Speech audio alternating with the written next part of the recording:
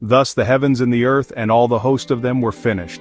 And on the seventh day God ended his work which he had done, and he rested on the seventh day from all his work which he had done. Then God blessed the seventh day and sanctified it, because in it he rested from all his work which God had created and made. This is the history of the heavens and the earth when they were created, in the day that the Lord God made the earth and the heavens, before any plant of the field was in the earth, and before any herb of the field had grown. For the Lord God had not caused it to rain on the earth, and there was no man to till the ground, but a mist went up from the earth, and watered the whole face of the ground.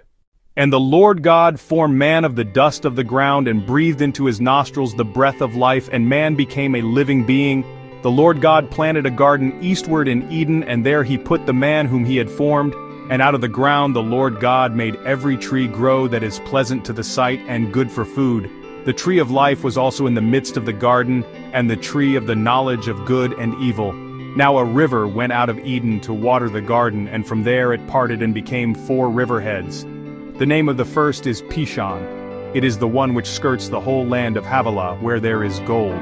And the gold of that land is good. Bdellium and the onyx stone are there. The name of the second river is Gihon. It is the one which goes around the whole land of Cush. The name of the third river is Hiddekel. It is the one which goes toward the east of Assyria. The fourth river is the Euphrates. Then the Lord God took the man and put him in the Garden of Eden to tend and keep it. And the Lord God commanded the man, saying, Of every tree of the garden you may freely eat, but of the tree of the knowledge of good and evil you shall not eat, for in the day that you eat of it, you shall surely die. And the Lord God said, It is not good that man should be alone. I will make him a helper comparable to him. Out of the ground the Lord God formed every beast of the field and every bird of the air, and brought them to Adam to see what he would call them. And whatever Adam called each living creature, that was its name. So Adam gave names to all cattle, to the birds of the air, and to every beast of the field. But for Adam there was not found a helper comparable to him. And the Lord God caused a deep sleep to fall on Adam, and he slept.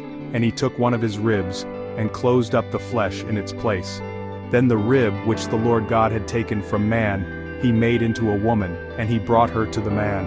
And Adam said, This is now bone of my bones and flesh of my flesh. She shall be called woman, because she was taken out of man. Therefore a man shall leave his father and mother and be joined to his wife, and they shall become one flesh. And they were both naked, the man and his wife, and were not ashamed.